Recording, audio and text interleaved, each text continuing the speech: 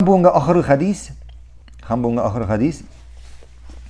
Gan Abi Sa'id wa ghayrihi qala Abu Sa'id. Abu Sa'id haber ite ham şoy başka sahabelerden haber ettiler. Abu Sa'id aytdı. Kuntu fi meclisi min majalisi al-ansar. Sizin işin aşağısı kilaştır. Aşağısı. Min de bir vakit ansarlar bulgan bir mecliste oturdum dey. Ansarlar bilen Allah bilen birge bir mecliste oturdum. İz jaa Abu Musa ka'annahu mazkhur. Ham şunda bizning yanга Abu Musa keldi. Ham bu Abu Musa ni bilendir burşulgan idi. Nidendir qo'rqqan idi. Faqala istazantu ala Umar salasan falam yu'zan li. Min de Umarga, yani bunda Umar ibn Khattab turnas bara. Anın yanına kelip anga kirge 3 tapqir sıradım dey. 3 tapqir kirge ruxsat sıradım dey. Lakin o'zimning so'rovima javob eshitmadi. Farajagtu, ham shundan so'ng keri aylanib qaytdim, kirmicha. Faqala ma mana'aka? Shundan so'ng Umar ibn Khattab kela aytdi menga ko'radi meni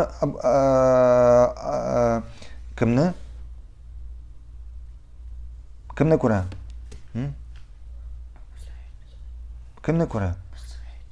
Abu Sa'id o majlisda o'tirishi. Kim keladi Abu Sa'id yanına?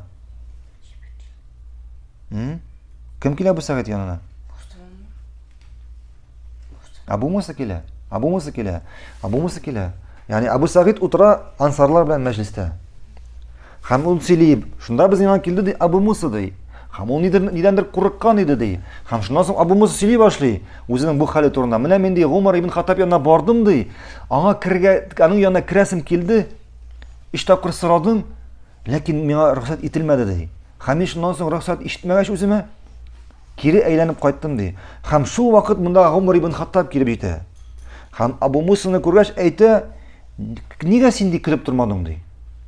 Nega sen ketib turmading, ketib bording. Demak, Umar ibn Khattab aning kirga ruxsat so'ragan eshitgan bo'lar, lekin nidir sababli javob bermay. Ya'ni bir narsa mashg'ul bo'lar, ya'ni bir narsa ishli turgan bo'lar, javob bermay. Ham shundan so'ng kelib aytdi, "Meni irli. Nega sen ketib turmading?" deb mening ruxsat bergan. Nega ketib bording deb aytdi Abu Musa. Qultu Abu Musa aytdi, "Men aytdim dey, istazantu salasan falam yu'zana lahu." Falam yu'zana li farajagtu. Men de 3 tapqir so'radim dey, lekin javob eshitmagach keri aylanib qaytdim dey.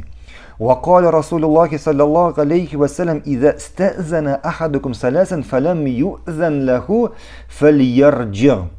Ham o'zining shu amalini, o'zining shu ishini keri aylanib qaytna dalil keltiradi Umar ibn Khattabga. Ayta, men de Allohning elchisining agar siz biror kishiga kelib, biror qo'ya kelib 3 tapqir kirga ruxsat so'ragandan so'ng sizga javob bermasalar, keri aylanib qaytыңыз degan so'zlarni eshitdim deb Allohning elchisining so'zlarini Umar ibn Khattabga yetkazdi. Faqala, shunda Umar ibn Khattab aytdi, "Vallahi la taqimanna alayhi bayna aminkum ahadun sami'ahu min an-nabiy sallallohu alayhi va sallam." Shundan so'ng Umar ibn Khattab buning so'zlarini ishonmisha aytdi, "Sen menga buning uchun tag'in bir dalil keltirga tegishdi. O'zining so'zlaringga tag'in dalil keltirga tegishdi. Ham shunda o'tiruvchi kishilar aytdi, sizning birarigiz dey, shunday so'zlar eshitdimi? Bu kishi aytgan, Abu Musa aytgan shu so'zlarni bir kishidan eshitdimi? Payg'ambarimizdan eshitdimi?" deb aytdi. Faqala Ubay ibn Ka'b, shunda Ubay ibn Ka'b bilan o'tirib aytdi, "Vallahi la yaqumu ma'aka illa azgharul qawmi." Ham aytdi, "Ayyidi, hozir bizning orada eng kichkina bo'lgan kishi, eng kichkina yoshli bo'lgan kishi sen ham buni turib aytashak dey." Ham endi bu kim bo'lar? Bu Abu Sa'id bo'lar. Shu hadisni xabar edishi Abu Sa'id o'sha o'tiruvchilar orasida eng yoshi bo'lar, eng kichkinasi bo'lar. Ham o'tirib aytdi, "Fakuntu asgharul qawm", men eng kichkinasi edim dey. "Faqumtu ma'ahu fa akhbartu Umar anna an-nabiy sallallohu alayhi va sallam qala zalika." Anna an-nabiy sallallohu alayhi va sallam qala zalika. Ham Abu Sa'id aytdi, "Ayyidi men turib aytdim dey, Umar ibn Khattabga shunnab da payg'ambarimiz shulay deb aytdi dey. Shunnab da payg'ambarimiz shulay deb aytdi, ya'ni men payg'ambarimizning shulay deb aytganini eshitdim dey. Nechta aytib aytganini eshitdim dey.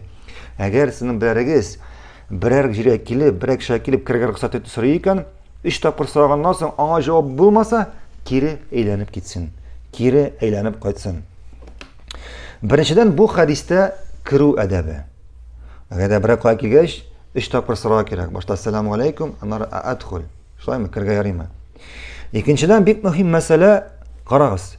Умар ибн Хаттаб иң яхшы сахабаларның берсе Абу Бакрдан соң. Иң яхшы сахабаларның, иң галим, иң белүче сахабаларның берсе. 4 туры юлда булучы, туры юлдан алып барылган 4 халифның берсе. Ул бу хадисне белгәнме? Пәйгамбәребезнең бу сүзләрен ишеткән буламы? Юк, белмәгән. Димәк, Умар ибн Хаттаб белмәгән моны. Белмәгән. Пәйгамбәребез вакытында. Аннары аңа моның турында сахабалар хәбәр итәләр. Бүгенге көндә әгәр берәр кешегә пәйгамбәребезнең хадисен килеп әйтсәң, син нигә булай эшлисең? Син нигә менә булай итеп намаз укыйсың? Бу бит дөрес түгел. Менә пәйгамбәребезнең хадисе бар. Менә пәйгамбәребезнең хадисе бар. Менә пәйгамбәребез шулай дип әйткән. Ул сиңа гаҗәпләнеп әйтә. Туктала, син менә нәрсәм дә акыл йөртәсең. Әллә синең әйтәсең килә, Абу Ханифа белмәгән, син беләсеңме дип? Абу Ханифа белмәгән, син беләсеңме дип? Әйе, бу сүзләрнең бернинди гаҗәбе юк. Әйе, Абу Ханифа белмәгән. Менә мин бүген бу хадисны ишеттем. Монда бер кеше дә каршы килми. Абу Ханифа иң зур галимнәрнең берсе. Зур галимнәрнең берсе, ләкин ул бит Аллаһ түгел. Ләкин ул бит пәйгамбәр түгел. Аның да белмә. Умар ибн Хаттаб белмәгән. Ә син гаҗәпләнәсең, Абу Ханифа белмәгәнме дип. Умар ибн Хаттаб белмәгән. Имам Малик. Имам Маликны барыбыз да белә. 2 мәчетнең имамы, ягъни Мәдинәдә һәм Мәккәдә. Имам Малик бик галимнәрнең берсе. Аның янына киләләр Шам җирлегеннән. Шам җирлегеннән килә делегация килә. Үзләренең халкыннан делегация килә. Шам халкыннан делегация килә сораулар белән. Шушы илдән сораулар, кешеләрдән сораулар алып Имам Малик янына киләләр. 40 сорау бирәләр. 50 сорау бирәләр. 50 сорау бирәләр. Шушы Имам Маликка. 50 сорауның ничәсенә җавап бирә? 50 сорауның фақат 4-сенә җавап бирә. Имам Малик шушына аңа ай буе юлдан Шамнан кешеләр киләр. 50 сорауның 4-сенә җавап бирә. Калганнарына белмим дип әйтә. Һәм бу кешеләр гаҗәпләнеп әйтәләр. Имам диләр. Ничек син безгә 4 сорауга, без монда хәле килеп Шам җирлегеннән син безгә 4 сорауга җавап бирдең. Хәзер без үзебезнең халыкка кайтып нәрсә дип әйтик дип әйтәләр. Нәрсә дип җавап бирә Имам Малик? Имам Малик белми дип әйтегез дип җавап бирә. Имам Малик белми дип әйтегез җавап бирә. Шуңа күрә шулай ук Имам Малик бер вакыт утырганда мәчеттә әйтә, барлык кеше дә ялгышучы. Барлык кеше дә ялгышучы, бар тик менә шушы кабердә яткан кешедән кала дип. Кемгә күрсәтә ул шу бармагы белән? Пәйгамбәребезнең каберенә күрсәтә. Пәйгамбәребез ялгышмады. Ни өчен? Чөнки аны Аллаһ Субхану Тәала, аның бар әйткән сүзләре ул Аллаһның вахисе иде. Аллаһның индергән сүзләре иде һәм Аллаһ аны ялгышлар шунда ук төзәтте. Аңладыгызмы? Шуңа күрә, әгәр бүген берәргезгә килеп әйтәләр икән, менә хадис бар дип, менә бу хадисне Абу Ханифа, я инде Имам Аш-Шафии, я инде башка галим, я инде муфти, я инде имам, безнең имамыбыз белми бу хадисне дип. Гаҗәпләнмәгез. Гаҗәпләнмәгез, ул аны ишетмәгән, я дөрес аңламаган, я оныткан. Без бит кешеләр барыбыз да. Шуңа күрә, әгәр дә пәйгамбәребезнең хадисе килә икән, аны кабул итеп алырга кирәк. Пәйгамбәрнең сахих, дөрес хадисе килә икән, аны кабул итеп алырга кирәк. Баракаллаһу фикум. Бу бик мөһим мәсьәлә. Бу бик мөһим мәсьәлә. Чөнки ул дин һәм гыйлем, ул синең төшә түгел, минем төшә түгел. Бу әйтте түгел, теге дә әйтте дә түгел. Дин, гыйлем ул Аллаһ әйтте һәм Аллаһның илчесе әйтте. Аллаһ әйтте һәм Аллаһның илчесе әйтте. Моннан кала башка сүзләрне җиргә тотып бәрсәгез дә була. Аллаһ әйтте һәм Аллаһның илчесе әйтте дигән сүзләргә ниндер башка кешеләрнең, ниндер башка имамнарның сүзләре туры килә икән, каршы килә икән, Аллаһ әйтте һәм Аллаһның илчесе әйтте дигән сүзләргә аларны тотып бәрсәгез дә була. Аларны тотып бәрсәгез дә була. Аңладыңызмы?